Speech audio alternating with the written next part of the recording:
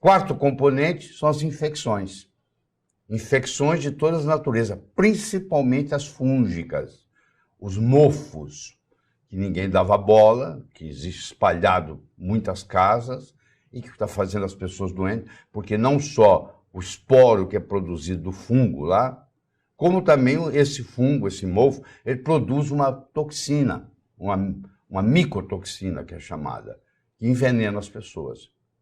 E, finalmente, nós vamos discutir a poluição eletromagnética, que é uma coisa impressionante. Tá? Para chegar ao 5G no Brasil, deve chegar esse ano ainda, ou ano que vem, e vai fazer uma diferença enorme. Claro que vai facilitar tudo do ponto de vista tecnológico, mas o preço que nós vamos pagar é muito grande, principalmente se você tem muitos implantes de titânio na boca, vai fazer diferença, porque vai esquentar, vai aquecer talvez 2, 3 graus o implante, já mostrou, foi feito um estudo na Holanda que testaram 5G em segundos, 300 pássaros foram mortos, caíram, estavam voando por lá. Então a poluição eletromagnética vai ficando cada vez maior. Eu sei que é bom ter o Wi-Fi na sua casa, mas você desliga ele à noite? Você tem uma chave lá para desligar? Ou você é bombardeado a noite inteira com Wi-Fi? Isso tudo faz uma diferença. Mas vamos discutir isso em profundidade. Então nós estamos aqui para resolver esse quebra-cabeça. Tá? Por que adoecemos? Porque você, como médico que vai fazer prevenção, você tem que entender de prevenir e de tratar, porque já vai aparecer o paciente já doente para você.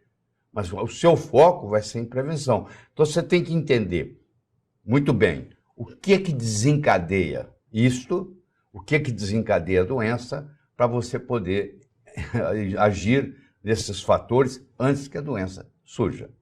Faz sentido, né? Então, as doenças, em geral, elas vêm igual pombo. Você, quando vê um pombo numa praça, você pode ver que tem outros. As comorbidades, que a gente chama, vem junto. Por exemplo, a pessoa tem asma, ela tem uma incompatibilidade alimentar, que talvez seja a causa da asma. Ou ela tem diminuição do ácido clorídrico no estômago, nós vamos discutir em profundidade aqui. Ou ela tem fadiga adrenal, ou ela tem uma combinação desses fatores. É difícil você encontrar uma coisa sozinho. É só isso. Não é bem assim. Você vai para o médico reclamando do que está incomodando mais. Mas se o médico tem uma visão sistêmica, ele vai ver que existem outros fatores combinados e as comorbidades que vão aparecendo. Certo? Muito bem. Então, em criança, asma é causada por parasitose. É uma das causas. Não estou dizendo que é a única causa. Talvez a principal causa seja o leite. Mas também parasitose desencadeia, porque parasitose também faz liberar histamina. Então, a liberação de histamina é a principal causa bioquímica de desencadear da asma. Tanto é que você usa antihistamínicos para tratar a asma. A asma pode também ser causada por deficiência de óxido nítrico, porque o óxido nítrico, que é essa molécula da saúde, provoca esse relaxamento das artérias e dos brônquios e dos bronquíolos. Então, se a pessoa tem uma deficiência na produção de óxido nítrico, também vai causar problemas secundários. Muito bem. Eu gostaria de enfatizar agora com você com relação ao ácido clorídrico, porque o nosso estômago, ele tem as células parietais, que vocês vão ver daqui a pouco, que produz ácido clorídrico. Esse ácido clorídrico produzido no estômago, ele pega uma estrutura chamada pepsinógeno, o pepsinogênio, e transforma em pepsina. E a pepsina é uma enzima que vai digerir proteínas. Se eu não tenho ácido clorídrico, eu não transformo o meu pepsinogênio em pepsina. Eu não tenho uma digestão adequada. Aquelas proteínas não são quebradas em aminoácidos. E elas seguem caminho para ir para as fezes. No caminho para as fezes, elas se transformam numa proteína chamada cadaverina. O nome já diz para você que vai ter um cheiro horrível. E isso vai ser eliminado. Então, o médico pergunta para o paciente, as suas fezes têm cheiro forte? Ele responde, não. Aí a mulher dele não fala, não, ele tem sim. Entendeu? Porque quando ele vai ao banheiro, a casa inteira fica inundada com cheiro. Isso mostra que há uma deficiência de ácido clorídrico. certo? Bom, a digestão dos alimentos está comprometida quando você não tem a produção adequada de ácido clorídrico, a diminuição de absorção de aminoácidos, minerais e vitaminas, principalmente a B12 e a B9. Os minerais, o principal é o ferro. Então, uma pessoa que tem deficiência de ácido clorídrico no estômago, ela tem deficiência de B12, tem deficiência de B9, tem deficiência de ferro, entre outras. Mas esses são os três principais.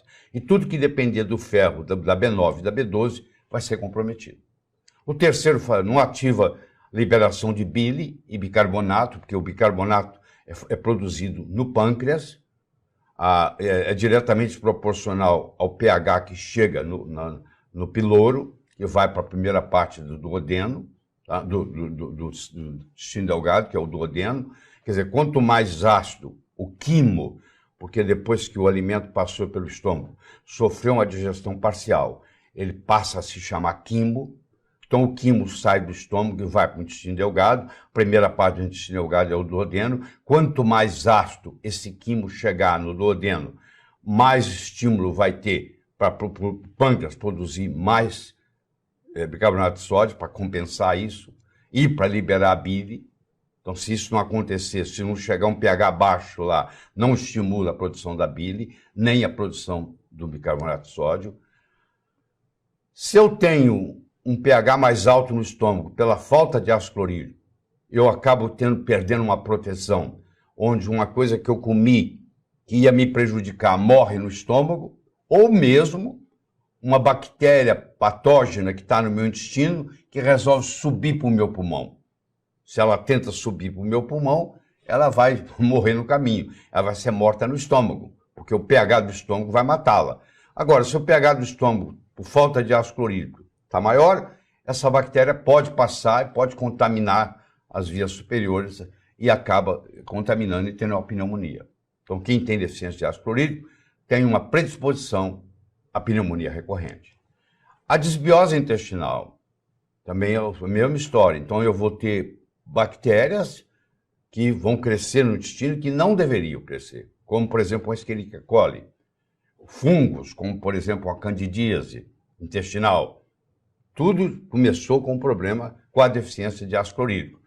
A deficiência do sistema imune. Você sabe muito bem que 70% a 80% do sistema imune no organismo está na região do intestino e está diretamente relacionado com a microbiota intestinal, com o seu microbioma.